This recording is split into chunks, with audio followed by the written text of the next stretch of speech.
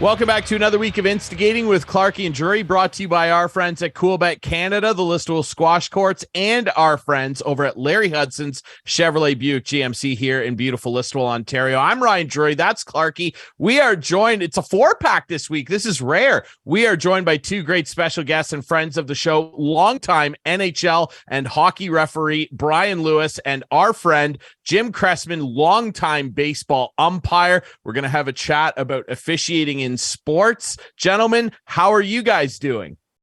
Doing great. I was doing really good until we tried to get this thing hooked up and get going here. So I got a curfew, guys. Let's be sharp. Well, that's Cressman's fault. We're going to blame Jim. Yeah, we'll send He's Jim not a tech your expert. bill. Yeah, absolutely. All right, let's get right down to business, like you said, Bryan. And this is all spawned off of comments last week made by Raptors guard Fred Van Vleet. I screwed up last week, Clarkey. I said this was after the Denver game. He made these comments after the LA Clippers loss. Producer Adam has the video ready. Yeah, we're going to play it for you guys. We're going to play it. It's a short little video. We want to play it for you guys to get your reaction to what Fred Van Vleet had to say about refereeing in the NBA. Here's the clip now. I mean, I don't mind. I'll take a fine. I don't really care. I thought, Ben Taylor was terrible tonight. I thought that most nights, a couple of the, out of the three, there's one or two that just the game up. And it's been like that a couple games in a row. Denver was tough, obviously. You come out tonight, you're competing pretty hard. The third quarter, I get a tech, changes the whole dynamic of the game, changes the whole flow of the game. And, most of the refs are trying hard. I like a lot of the refs are trying hard. They're pretty fair. They communicate well. And then you got the other ones who just want to be and just kind of the game up. Nobody's coming to see that shit. They come to see the players. And I think we're losing a little bit of the fabric of what the NBA is and was, and it's been disappointing this season. You could look up most of my texts this year have been with Ben Taylor officiating. So at a certain point as a player, you feel it's personal, and it's never a good place to be. That's not why we lost tonight. We got outplayed, but it definitely makes it tougher to overcome. So that was Fred Van Vleet following the LA Clippers loss. I want your reaction, guys, as longtime officials. Jim, go ahead. Jim can't wait. What's your reaction? He dropped more F-bombs than Avril Lavigne did at the Junos. Yes, he did. But I wonder, though, okay, so obviously your expertise area here, Jim, is baseball.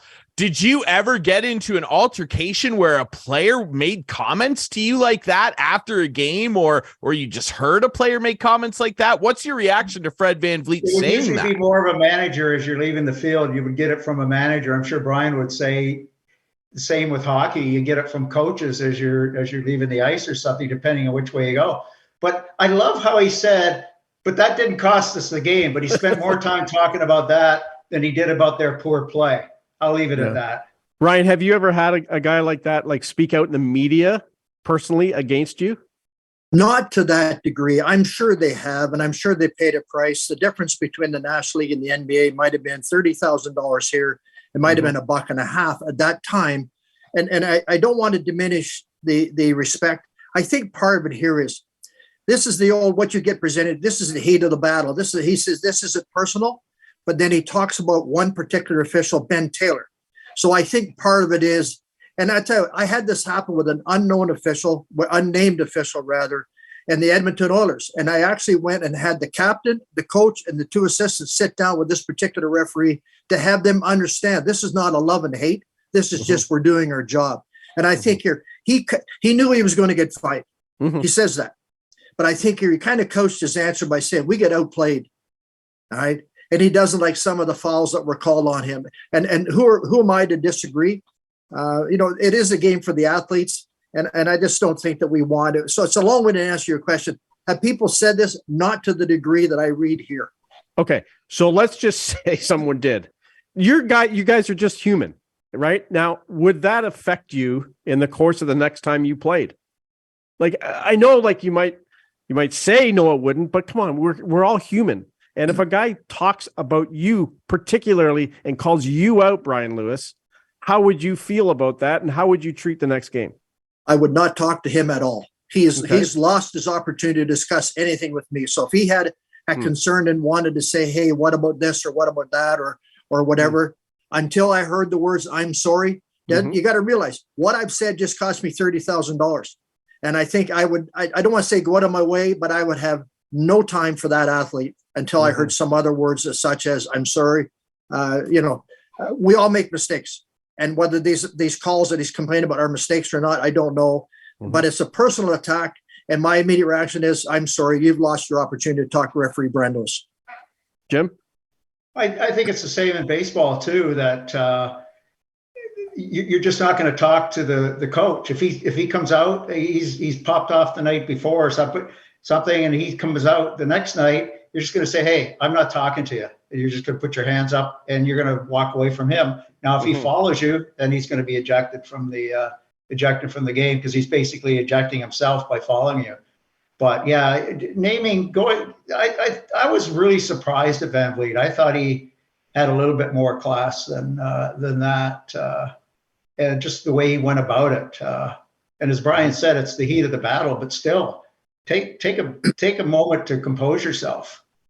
And then is it after the game too, though? He should have had a little bit of time, right? Yeah. Because there's always that. I think. Well, I don't know how it is in the NBA, but I think, what is it, Bryan, in the NHL? I think it's 10 minutes before the media can go in the dressing room. And I know baseball has the same thing. I'm not sure what it is anymore, because I've been out of the newspaper business. Yeah, I can pretty much guarantee he was at least 20 minutes after the game. He had showered, he had dressed, he had time to cool off. He had an agenda.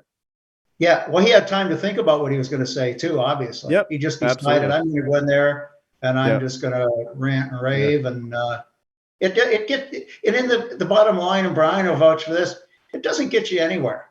It doesn't get you anywhere. And we are only human. So he might not get a break the next game and so have a borderline call that might go against him, where subconsciously the official's making that call. Officials don't go out there to screw a player, but subconsciously, I'm sure it happens. It would happen to me as an umpire with a borderline ball or strike call. I just might decide, you know what, I'm going to ring that one up. Bryan? I think the athlete as well gets a reputation for being one who's a whiner and a crier and whatever. But you got to remember, so do officials. We would talk about whether I would talk about a player who maybe shot his face off the night before at me or whatever have you. And I'm talking to my fellow officials saying, that Johnny Jones is, a real pain in the arse or whatever the case may be. And the same thing, then the officials either could be talking about me, the player, and saying, boy, oh boy, that guy whines and cries. I don't think this is anything the officiating business wants. I don't think this is anything the athlete wants. And that's why the league does everything it can. $30 is a pretty significant amount of money to remove from your wallet. And I don't think that anybody wants to buy into that program. So I think here is this official going to get a reputation? Perhaps. And I think the interesting part will be, does anybody else speak up about officiating in general in the NBA, or in particular, do they pick up and talk about Ben Taylor, the official? And we'll just see here where it goes from here. If it's over with, fine. And to Jimmy's point, he had time. He could even decline an opportunity. Was this a media request that we want to talk to Van Vleet, or was Van Vleet saying, hey, I want to talk to the media. It's my turn. And I don't know which it was, but clearly he had an agenda that he was going to vent. So I'm curious from both your perspectives then on this. And Jim, I know we've talked to you about this before. Bryan, I'm interested on your take with it first. Media opportunities. There is a growing number of people and sports fans who are starting to become more vocal and feel like referees should be made available after games to answer to the media. Bryan, you reffed at the highest level, NHL supervisor, you're still doing supervising work. He was there, foot in the crease. He was the guy, foot in the crease. Absolutely. Foot in the crease. Like what you had to bring that up, Clarkey. What is your opinion on that? Bryan, I'll start with you. Should referees, in your opinion, ever be made available after games? We had the opportunity in my era, and I want to correct myself here before I start. I'm not too sure what the policy is today. We had an opportunity for a pool reporter to come to the officials' room. You got to understand, first of all, they're not very big rooms. Sometimes we're lucky to get 3 or 4 guys in the room. So they're not big, and you could not have a media scrum in there.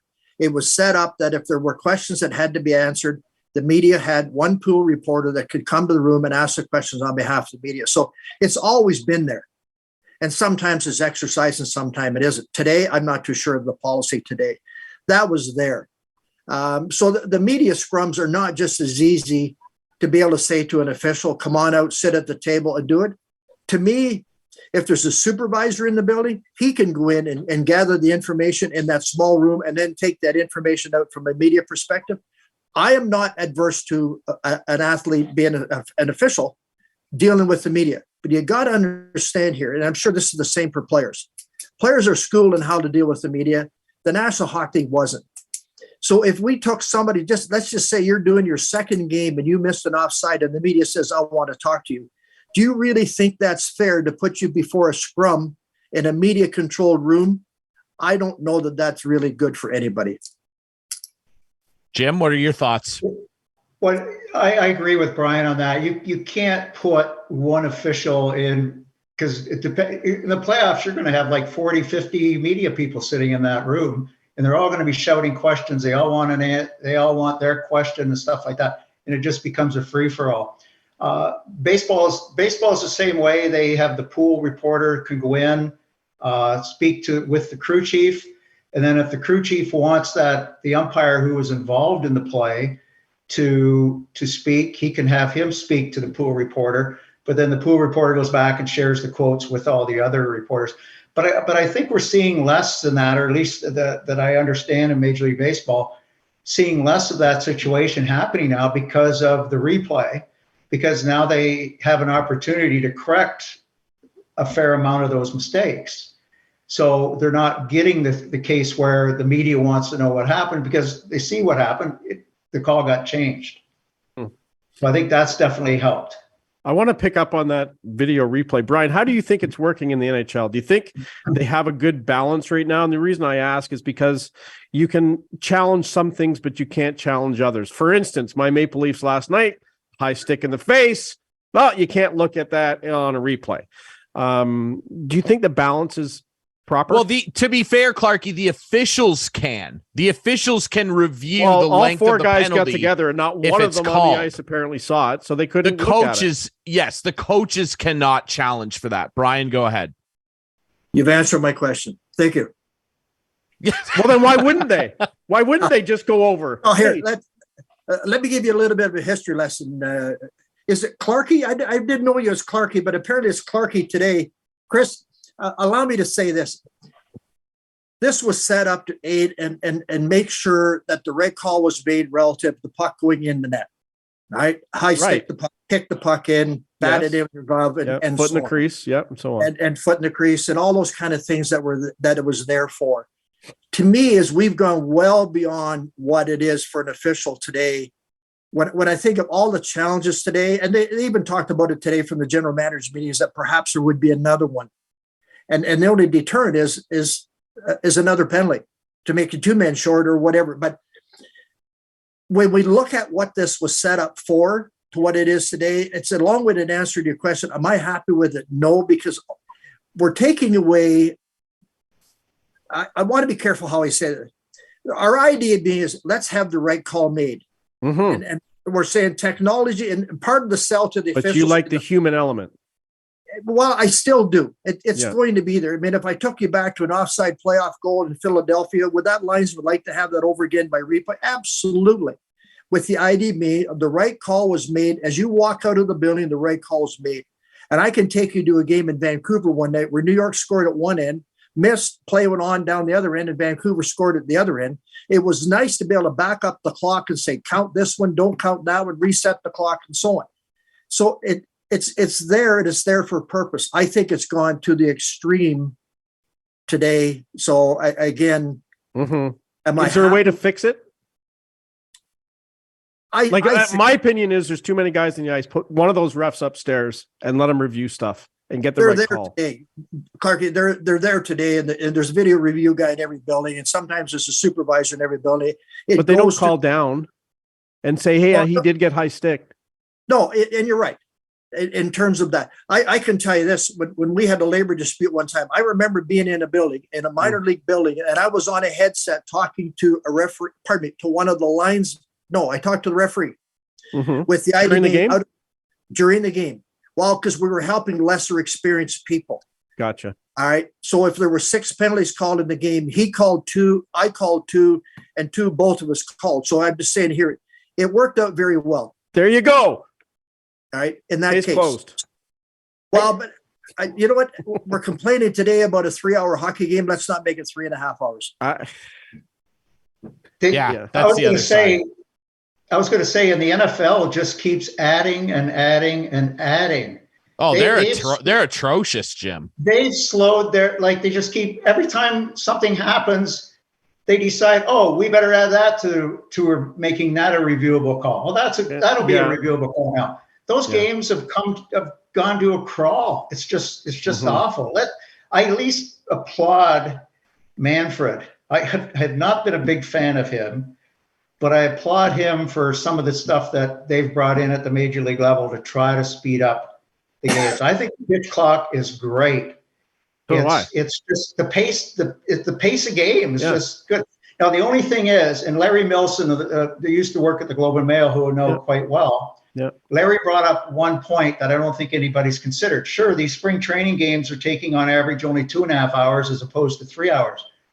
But you get into a regular season game now, you're getting during the in-inning pitching changes. You don't get that at spring training. You get a new pitcher at the start of the inning. They don't change pitchers during an inning at spring training. So we're just going to have to wait and see how that works out. Yeah. But I think it's really good. And they've already talked to a bunch of players who said they like it, because they get into a rhythm. They get into that pace. And that whole thing when batters would step out and have to tighten their batting gloves. Yeah. You golf, your gloves don't get loose. It just becomes a habit. Yeah. Like back in the olden days, they used to get out, they had to spit their tobacco and fix their crotch and all that sort of stuff. Yeah. But I really do applaud Major League Baseball and what they've what they're trying to do. If I can just add to that, while I was in Phoenix, I went to one spring training game, Anaheim at Seattle. And I was amazed at where the clocks are situated. The umpire can clearly see the one out in the field, and there's one up behind home plate, way up, mounted up high. There's no reason why. And I did see a ball called or a strike called as a result of a clock violation.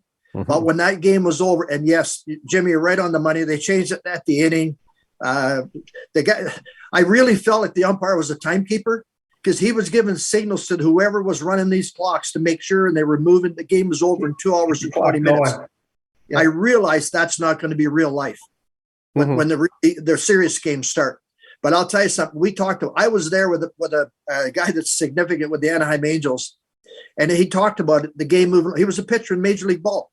Bill Stoneman had 2 shutouts in Montreal, or 2 no-hitters rather in Montreal. And we're sitting there and we're talking about how fast the game is. And you know what? Nobody complained about the game being over in 2 hours and 20 minutes versus 3 hours. So I think they're on target with making the game down in a little bit more fan friendly. And as I said before, I saw game clocks there that normally you would see in an arena. And these clocks were there that were exercised by the umpires. The game moved along.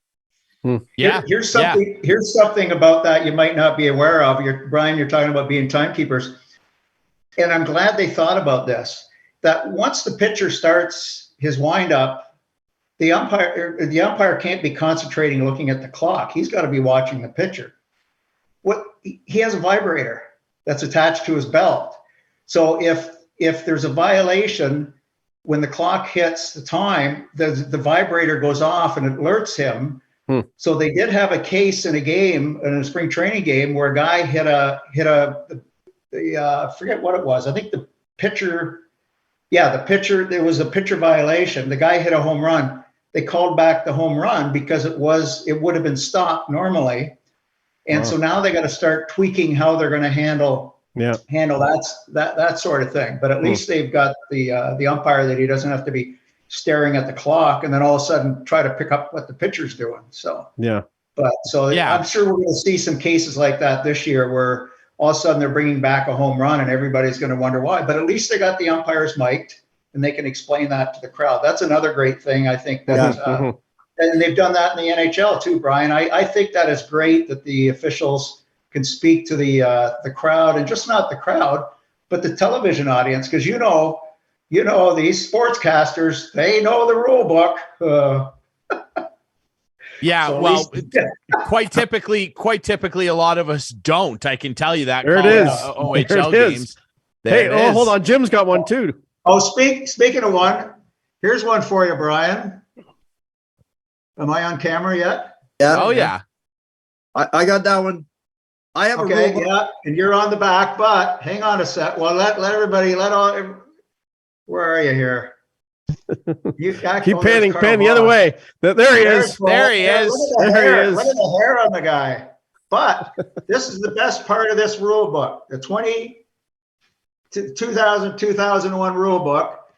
It is autographed by one Bryan Lewis. Wow. But Wow. what it says, it's called, I'm trying to, Dunnell, Red you read it Fisher. because I'm backwards here. It says Milt Dunnell, Dunnell, Red Fisher, Red Burnett, and Jim Cressman. Jim Top Cressman. notch. Wow. Yeah, but hang on. All What does top it notch say? reporters. At Yeah, least 3 out of 4. yeah.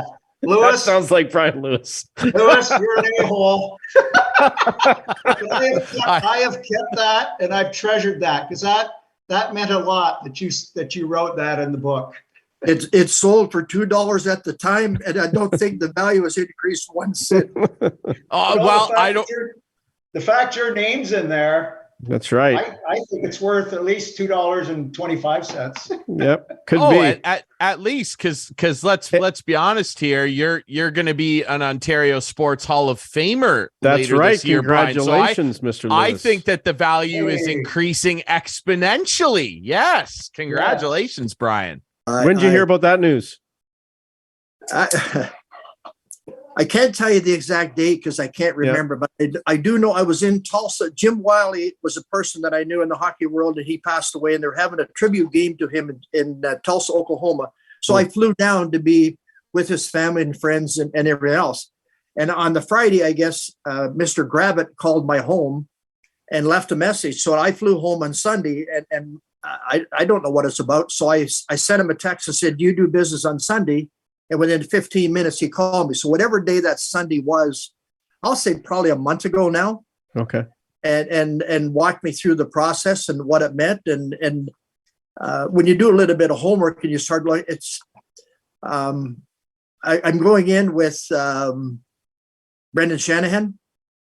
And there are a couple other people like Steve Ludzik is being honored and recognized for his volunteer work at the same time. And I think maybe even Joe Bowen. I'm confused relative to, there's different people anyway. Some of them I've been actively involved in sports. I used to referee lacrosse as well. And Gaylord Paulus, a tremendous lacrosse player, is going in. So it became a holy moly oly, really.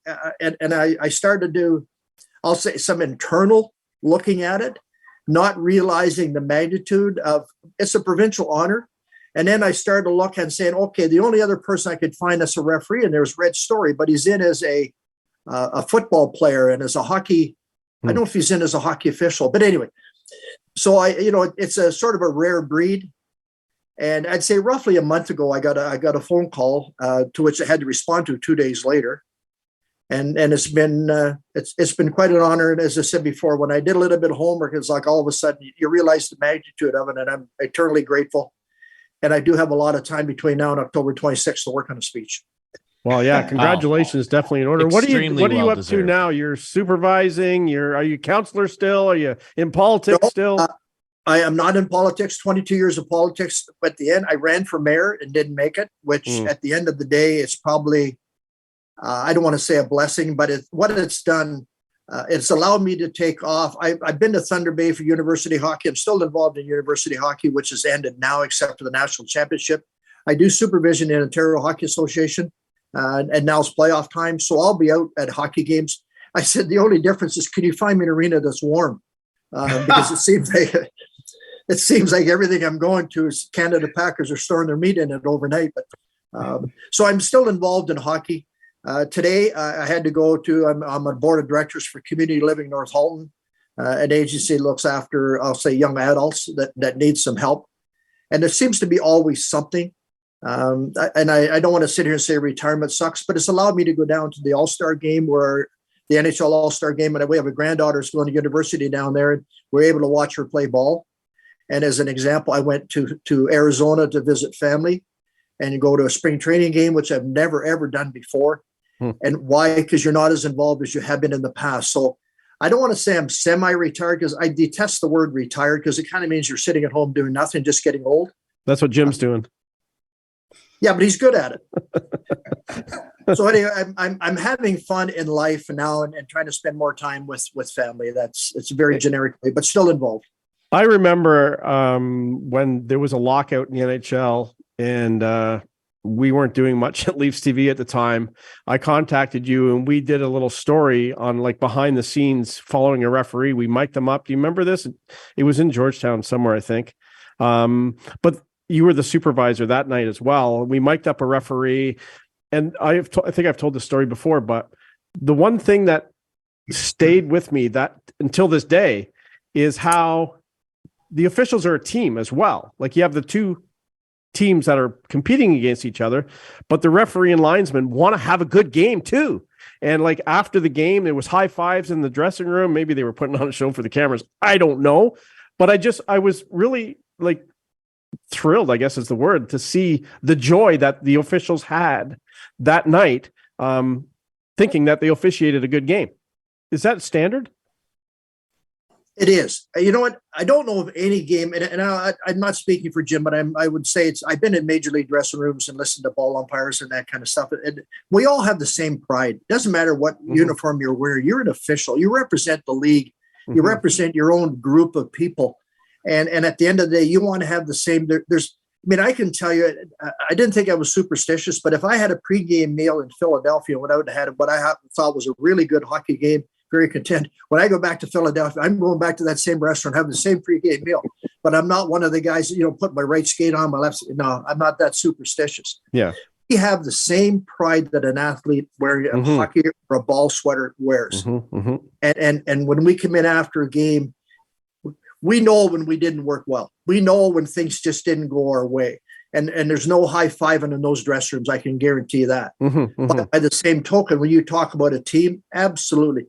You know what? If you're able to do that in today's day and age of just going in and seeing it, I listened to people in Phoenix the other day tell me horror stories about going to the cars and chasing officials to the cars and standing up in the glass and yelling at officials. And at the end of it, we're only hurting our own product, because at the end, if we run out of an official in any sport, that sport's not going to happen. And I think people have to realize just how much they hurt the sport when they hit, because that official, doesn't matter what age, whatever, has got a pride in doing a good job. And I know of no one that wants to officiate a sport and be bad. Was there one guy? Sorry, go ahead, Jim. Brian brings up a tremendous point there, and I'll be serious. I know I usually joke around, but we're in baseball, Ontario, we're still losing young officials because the way they're treated by just not the coaches and the players, but by the parents too. Like 10 or 11-year-old umpire will go off the field, and these parents, or they're screaming at them during the game. But the thing that's really disconcerting right now is the assaults. Every day we're reading about, whether it's in Canada or the United States, in any sport, officials being assaulted by coaches and by players and by spectators. That's just ridiculous. And I give some of the U.S. states have really upped the criminal offenses for assaults on officials. Before, they used to just kind of, so a referee or a baseball umpire got knocked to the ground after a game or something. Well, big deal. But now they treat it as a crime, and people are going to prison for it. And I just think, and the spectators got to realize too, and the fans have to realize that we don't cheer, despite what they think, we don't cheer for the teams. We couldn't care less who wins a game.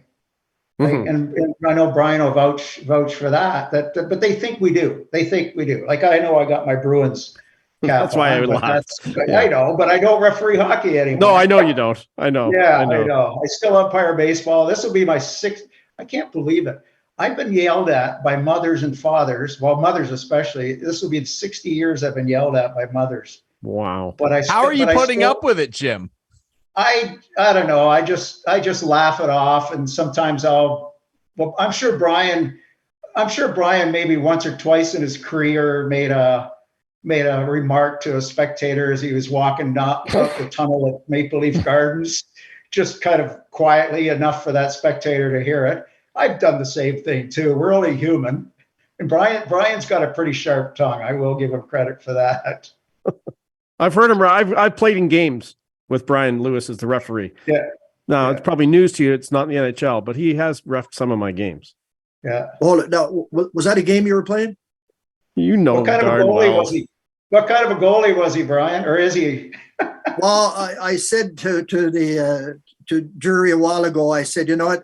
Not only did he have a problem with the 5 hole, he had a problem with the 5, 6, 7, 8, and 9 hole.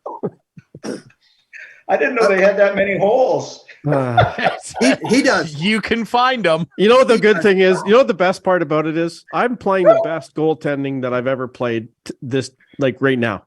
Like I'm playing in men's C league and I'm playing. I don't know. I'm just getting better. Well, no, that's half ice. Is it half ice? No, it's not half ice, and it's with 30-year-olds. I'll send a scout up tomorrow. I'll do send that. A scout to take a look at. Okay, before we go, sorry, go ahead, Bryan. One thing that Jim was talking about here. Yeah. Each one of us have our own personal pride. I have been involved in either wearing or caring about people wearing a striped shirt for 65 years. Mm-hmm. And you know what? At the end of the day, to be able to take one of those youngsters that you see someplace, and I think of a kid that was in Victoria, he's working the National League today because you're able to take him and guide him along the way. So it's not only what you can do for yourself, it's what you can do for others. All right. You call it mentoring, you can call it coaching, you can call it whatever you want to. That sometimes offers you personal pride. The only way we're ever going to stop abusive officials, and I said this to our local referee in chief, if he and I are on the ice and somebody up there is belittling and berating, we have the authority to stop the game and say this game will not be played until that gentleman or lady up there in the red sweater leaves the building, so they can understand the magnitude of what's going on. And I've actually been on the ice with kids who have cried because of as a result of their parents yelling down at them for doing something. No. That's wrong. I wish all sports would bring that rule in, especially Baseball Ontario. It's needed. It's needed, and the parents need to know that that's going to happen. If they cheer for your kids, cheer your kids on. Don't even be yelling at the players on the opposing team. I just don't get it. And that's probably what infuriates me more when I'm umpiring a baseball game, hearing parents yelling at the other kids, the kids on the other teams. Yeah. Bryan is sorry, go ahead, Bryan. Well, it's the number one challenge, I think. You know, I was going to ask the guys what they thought that was. It's very obvious what it is. It's the number one challenge facing officiating across all sports, and it's got to stop. Clarkey, go ahead. Yeah, sorry. Just I know we've kept Bryan a long time, mostly because Jim's computer wasn't working. But before we let you go, was there one guy, Bryan, who chirped at you, who you just you looked at the schedule and you go, "Oh, I got to put up with this guy tonight." Yes. Can you name him? No. Come on. Did he play for Canadian team? He passed away. Okay. And it's Joe Blow. Yeah. And I remember saying to him, "Do you whine and cry like this to your mother?" And then he became a scout that was traveling on behalf of a certain team, and I would run into him in buildings, and it was still the same. I have no problem with an athlete asking a question. It's when you come to me and you're whining.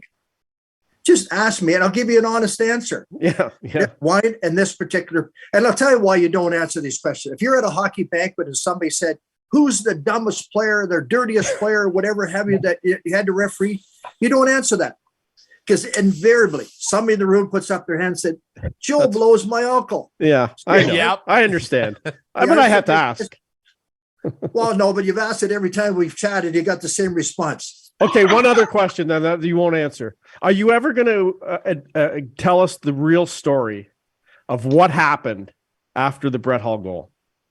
Sure, I typed it out and sent it to every staff, every employee of the National Hockey League got a copy of what went on and what didn't go on and what we did and why we did it. Okay. It's in print. It was the right call? It had to be the right call. It happened. Well, no, it didn't have to be, because the Stanley Cup was, the team was celebrating on the. Sorry, I'm not going to get into it. I've already got into it with you. That was fine. We were looking His at. foot was in the crease. We were yes, but it was a rebound off the goalie and a rebound off the goalpost does not change the possession factor. I'll send you a rule book from 19 whatever year it was.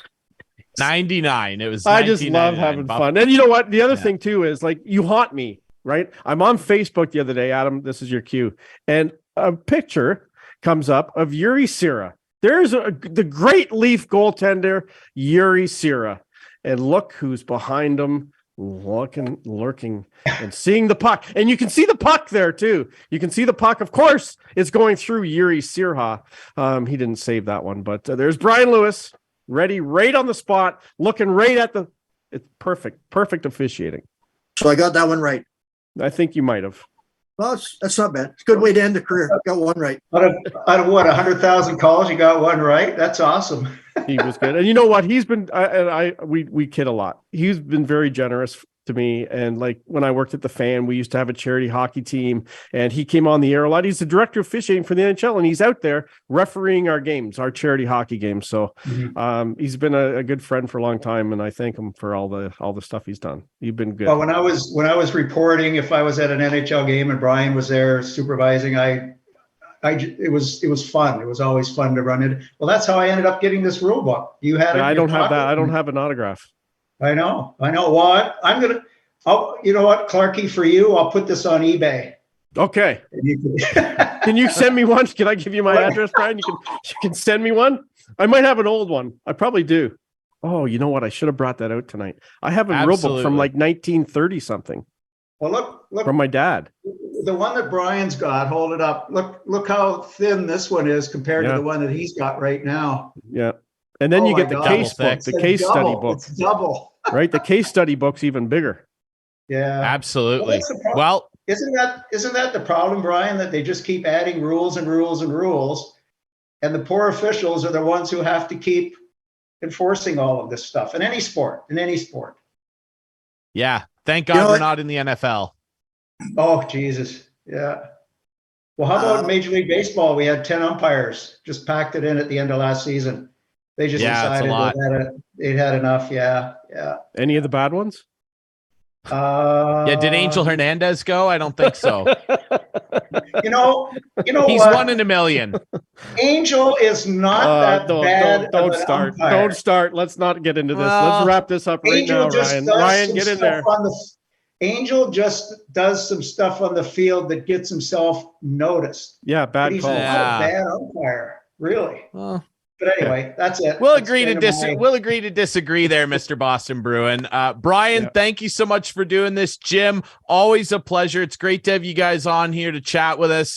Bryan, again, like Clarkey said, you're very generous to us. You've been generous to him, even though he gets scored on all over the place. I'm sure you saw a lot of goals go by him, but that's why you're a Hall of Famer. Congrats again on getting into the Ontario Sports Hall of Fame. We're really happy for you, my friend. Thank you guys for doing this.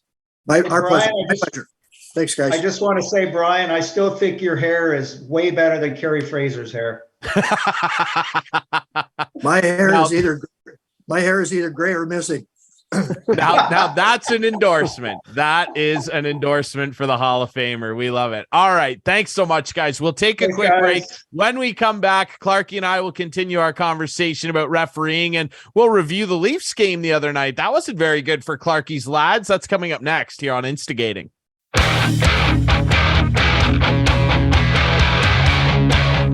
Welcome back to Instigating with Clarkey and Drury. Thanks so much to our great friends, Bryan Lewis, longtime NHL referee and director of officiating, and of course, Jim Cressman, longtime baseball umpire and reporter. Back here, myself, Ryan Drury, and Chris Clark. Let's review our Players' Championship picks. Yes, let's do it.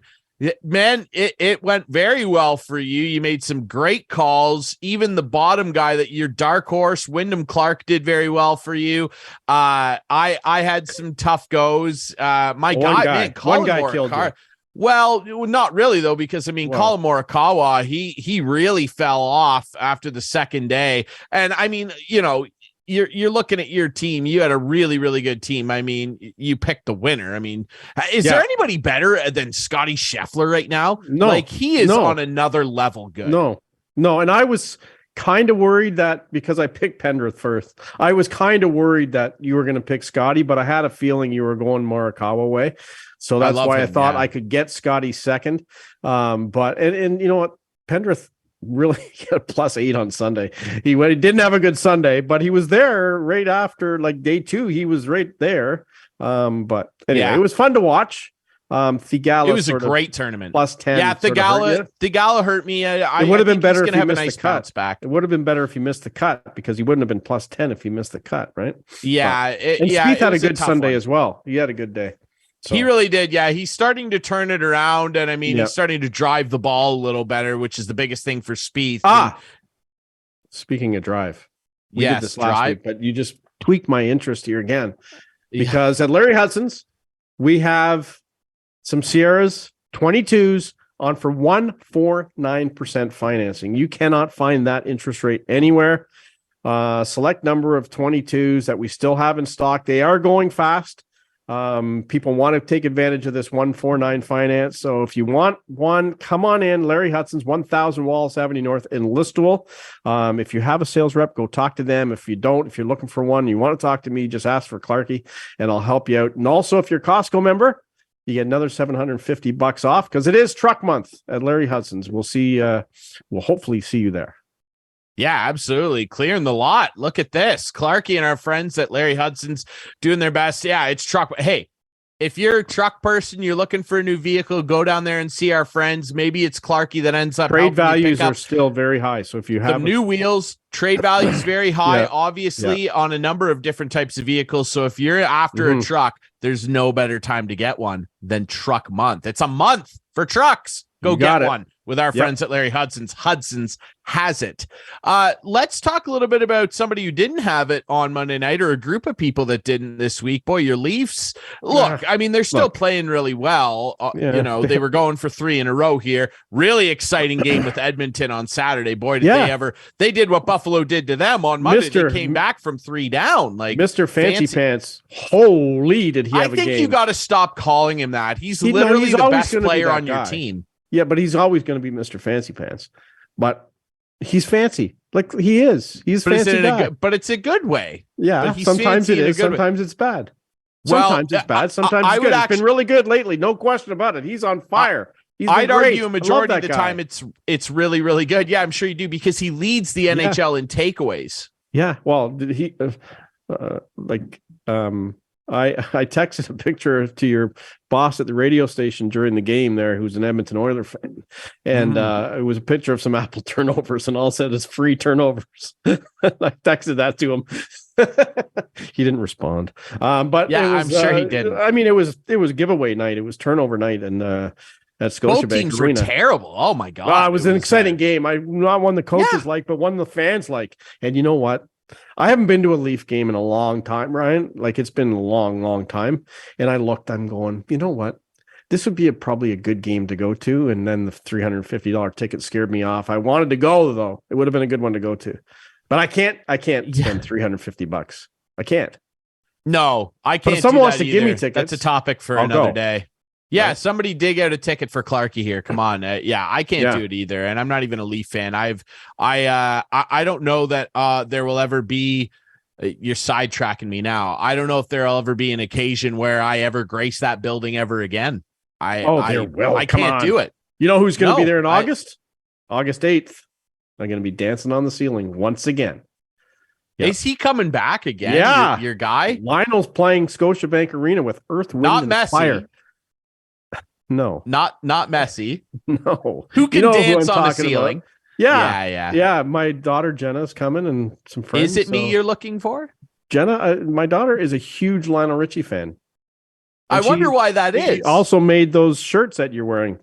Yes, our instigating shirts. If you want one, let us shout know, out to Jenna for making those shirts for us. Jenna, they're for sale. Jenna's a beauty. They are for sale. So if you want one, just let us know. Yeah, depending on who you are, we'll set the price. the way it works. Exactly. Yeah. If Yeah. like if our friend Bryan Lewis wants one, free. Right. But that's the funny thing. That's probably the last time oh no. I went to see another concert like just in the fall. I forgot. I at Scotiabank. Scotia. That's the last time I was there. It was Michael Bubbles. Oh yeah, I totally forgot that you went to see Bubbles. Yeah. And he put Was the it Leaf good? jersey on and I bet it was unreal and all that stuff. It was good. I'm not a huge Michael Bublé fan, but it was okay. It was fine. I'm gonna probably enjoy Lionel in Earth, Wind, and Fire a little bit better. Sure. Philip Bailey's the lead singer for Earth, Wind, and Fire. He's a good singer. He's really good. Fantastic. Thank you. Thank Do you not for know sharing who that. Philip Bailey is? Come on. No, I know who Earth, Wind, and Fire is, but I don't know. Well, they're opening specifically for who- Lionel, so Are they really? Wow, that's a pretty Yeah. good bill. it's good. Yeah, That is what you're looking for. it Good for is. you, man. Hello. I told you Yes, that. hello. Yeah. No, Where were good we? for you, man. So the I- Leafs, I want to go to a game. And then- Yeah, for sure. Well, and the Sabres, look, the I'll Sabres are get just playoff desperate tickets. to stay in it. Like, playoff tickets, you're going to double your price there. So, I I mean, we'll know. see. Yeah. Get a start a GoFundMe. tough. I don't know. It's yeah, I should. It's tough though. Like the Leafs are like second like Buffalo was desperate. Buffalo needed the win. And they're tough. coming. It's like, tough. I think next You year know? they like, Oh, you yeah. know, Oh yeah. them in But- Ottawa, even Detroit, like the worst of the Atlantic, it like is starting to get, you can see progress, which overall is exciting. Like you don't want, Arizona's littered all over the place, If they still have their goalie, what's his name in Boston now? Allmark. Oh They yeah. had Allmark Linus. this year. They could be in the playoffs right now. Like if he plays the the way- way, obviously the way he's Boston's a better playing. team, but he's No, but Yeah. the way he's playing, like he's Yeah. stolen some games for Boston. My Mhm. God, he was really good against Detroit the other day. Jeez. And then you got Swayman there too. Boston, God almighty, are they ever good? Like they are good.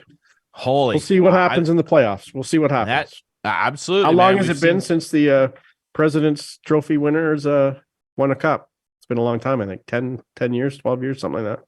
So would have been the lockout shortened Blackhawks in 12-13. yeah, there you go. They won a silly amount of games. The 48 game season, I think they won like 39 games or something. We'll have to Like, get they Jim were back on second round Leafs Boston preview.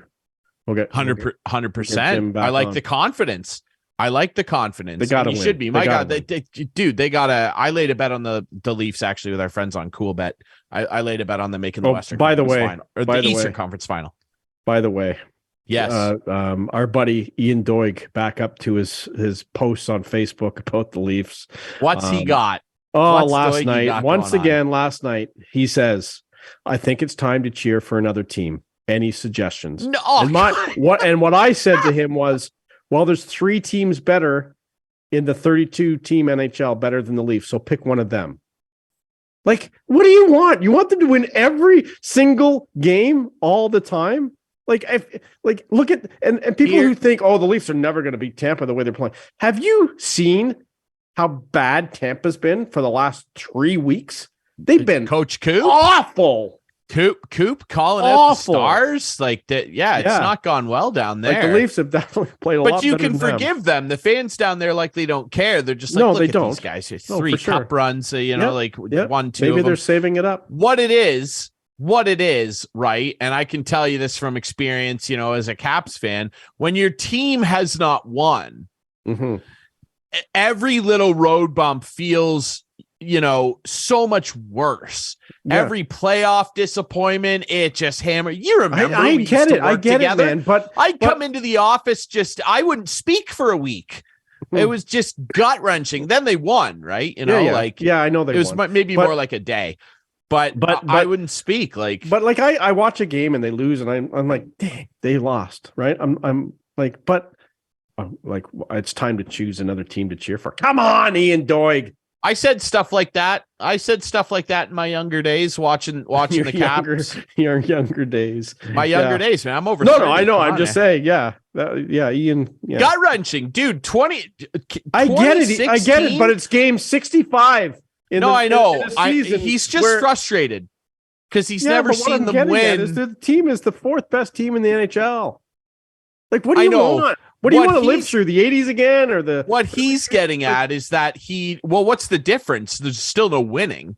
Well, 80s I now, get they've it, not won but it's anything. still more enjoyable for them. They still have It's to more play enjoyable. 82 games during the regular season. I get that. They It's still have more to play enjoyable those on a games. daily basis. Yes. Absolutely, it is. 100%. We're not talking about Ballard here. Like we understand that.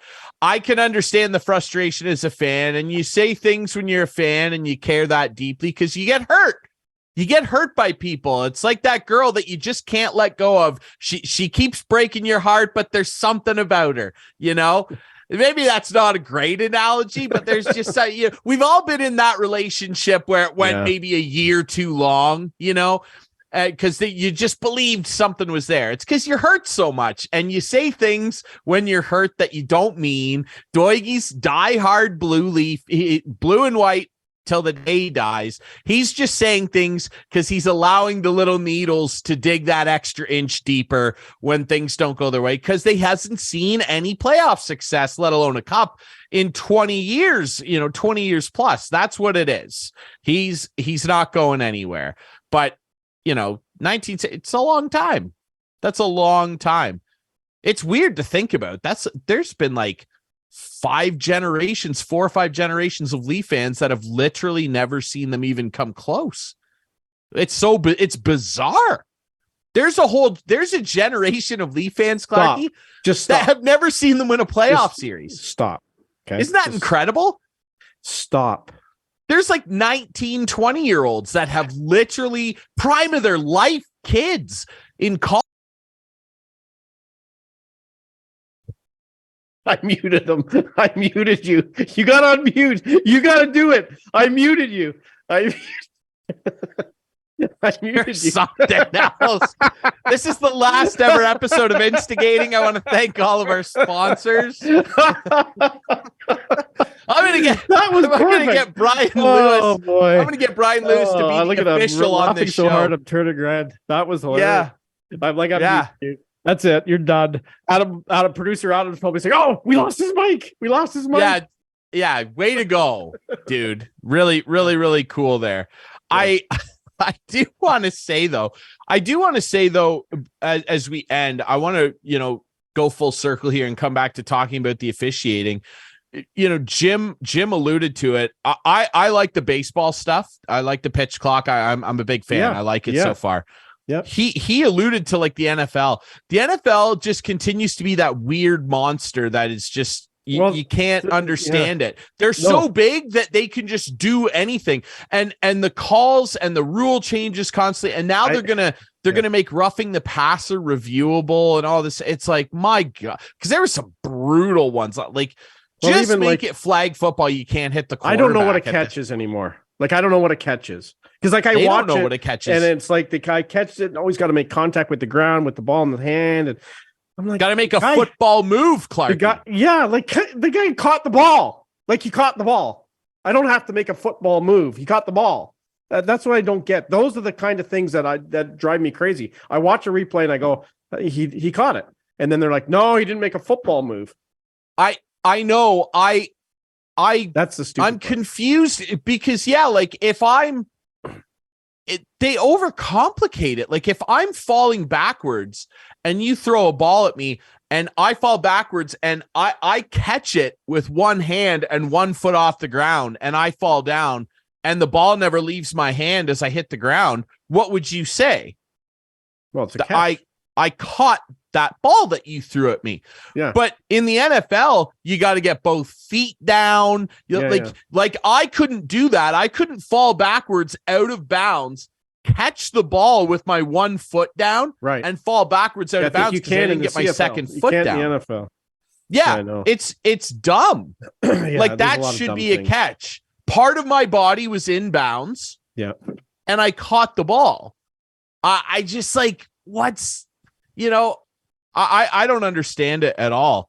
Speaking of the NFL, some big moves going on. It sounds like it's getting close to Aaron Rodgers going to the Jets. My God, he's Brett Favre. He's Brett Favre 2.0. It's incredible. He sat in the little dark room and he wants to go to New York for some reason. Who, to be fair, have a very talented defense, but I don't know who he's going to throw to. And then Jimmy G's off to Vegas. And then they trade Darren Waller. Like, my God, like the NFL silly season starting to pick up. Vegas had to do something. They have a rabid fan base down there, and they just always seem to suck. So in Oakland, yeah, absolutely. No, in Vegas, they have a rabid fan. No, they don't. Well, I think go back and look at the video of any of their home dates. Over half the building is the visiting team. It's not good. It's not good. I'm telling you. I had a tour of that stadium. It's not Arizona stadium. bad. Anyway, but yeah. I think they could be like the Golden Knights and really have a lot of their own fans there, but they don't like. Well, they better start winning. Right, that's what I'm saying. Anyway, better start winning, and they're gonna latch their hopes to Jimmy G. I had a tour of it. Beautiful stadium. It's unbelievable. Beautiful stadium. Unbelievable. Yeah, but the arena in Arizona was nice too. Glendale, I should say. Hey, quickly, we only have a couple minutes left. NHL expansion is on the docket. Apparently, they're talking. I can't do this with you at this point in an episode. Atlanta, Kansas City, any other places where the NHL has failed before that we want to take a team back to? I heard like Houston City. again, Houston's Portland. there, Toronto again. Imagine Atlanta for a third time. Kansas City, the Scouts come back too. Yeah, I know. Yeah, Atlanta for a third time. I know. Like the Atlanta Thrashers couldn't get fans to come ever. You know who we should get on next week? Our buddy from The Athletic, Sean Fitzgerald, would be good to talk about this. Why don't you get him on here and maybe he'll host the whole show with you like Steve you're away. Did with me. You're on the I'm beach. On vacation. You're on the beach. I'm going down to the Dominican Republic. My little brother is getting married. He beat me to it. He beat me to it. My little brother's getting married. What does Kate think about this? She doesn't care. She's not like that. She's not like, come on, like, hurry it up. Yeah. No, my little brother's getting married. You have a good week then, buddy. It's going to be unbelievable. Yes, I'll be back in a couple weeks. Yeah. And it's going to be really fun. Maybe I'll check in with you. If the internet's good down there, I'll check in with you. I'll pop on the show, give you an update. Sounds good. I will, dude.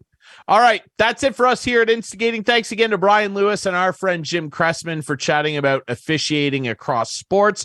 You can watch this show Friday nights at 8, Sunday nights at 9 with our friends on Whiteman TV. That's channel 6 for Whiteman subscribers. We debut on our YouTube channel every Friday night at 9 p.m. Follow us on social media at Instigating Pod and find the podcast version on all of your favorite podcast apps. For our great sponsors, Coolbet Canada, the Listowel Squash Courts, Larry Hudson's Chevrolet Buick GMC here in beautiful Listowel. I'm Ryan Drury. That's Clarkey. We will be back, or at least Clarkey will, next week with more Instigating.